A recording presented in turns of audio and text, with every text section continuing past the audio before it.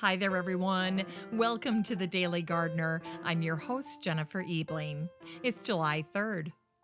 Sometimes the plant gods smile on you with a clearance sale featuring something truly spectacular, like Japanese forest grass. My local Lowe's was clearancing out Hakonechloa All Gold for just $3 a pop. And it was just what the plant doctor ordered to dress up our cabin up north. My garden idol, Margaret Roach, once tweeted, "Another plant I cannot garden without, Hakonechloa All Gold." And she's right. Here's today's brevities. It was on this day in 1796 that Gilbert Laing Meason was born. Mason invented the term landscape architecture in his 1828 book. Although not many copies were printed, somehow the prolific garden author John Claudius Loudon secured a copy.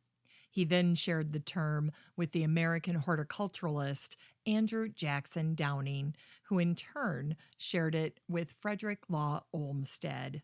Olmsted was the first professional to describe himself as a landscape architect, and he's regarded as the founder of landscape architecture. Mason was very balanced in his perspective on architecture. He valued both function and beauty. In terms of his own property, he was a romantic, and his personal estate was known as Lindertis House. It's no surprise to learn that he surrounded it with ornate gardens. Over time, the cost of maintaining the estate brought Lindertis to total financial ruin. Today, barely a trace of the mansion exists. When Mason died, he had no idea that his notion of landscape architecture would be his legacy.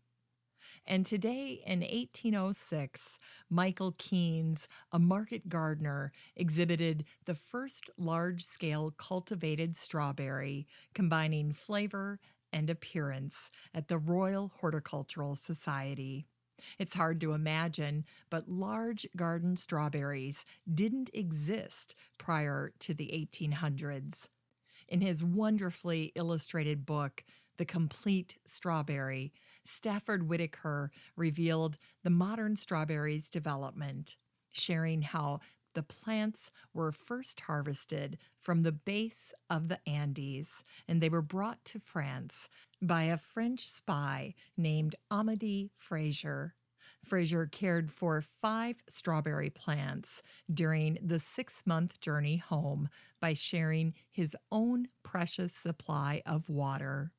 In a strange coincidence, Frézier's surname is derived from fraise, the French word for strawberry. In 1859, a newspaper offered advice about growing Keynes strawberries. It said, "For edgings, there is nothing more profitable than parsley or a line of Keynes seedling strawberry." And today, in 1939, the Asbury Park Press reported that Lambertus Bobbink, one of the country's best-known florists, was honored at the New York Botanical Gardens. The author Pearl Buck was there to dedicate a rose garden and unveil a plaque to Bobbink. Bobbink immigrated to the United States from Holland in 1896.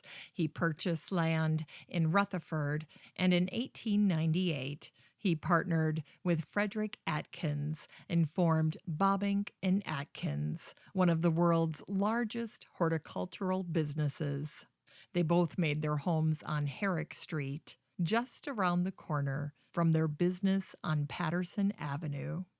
In 1911, they grew the first hybrid tea roses in the United States. And in 1935, Bobbink introduced the azalea Rutherfordiana, which memorialized his hometown. In unearthed words, today is the birthday of the English poet William Henry Davies.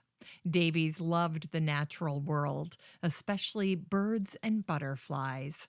George Bernard Shaw was a fan of his work, and he wrote the preface to Davies' autobiography. Here are a few of his poems. When I can hear the small woodpeckers ring time on a tree, for all the birds that sing, and hear the pleasant cuckoo loud and long, the simple bird that thinks 2 notes a song. And here are butterflies, poor things, amazed with new created wings. They in the airwaves roll distressed, like ships at sea, and when they rest, they cannot help but ope and close their wings, like babies with their toes. Today's book recommendation is Grow in the Dark by Lisa Eldred Steinkopf. Lisa is known as the houseplant guru, and this is her latest book. She's putting the spotlight on 50 of the best houseplants that you can grow in dim or dark areas. Today's garden chore is to plant Hakonechloa All Gold in your garden. All Gold is grass perfection, graceful, tactile, and easy. And as its name suggests, it's bright, golden, and beautiful. Plant it next to anything red or purple, and you'll have something truly amazing in your garden. The best part about Hakonechloa is that it prefers part shade, and why not? It brings plenty of sunshine all on its own. Finally, here's something sweet to revive the little botanic spark in your heart. It was on this day in 1993 that the newspapers reported on the first recipient of the Richard Evans Schultes Award.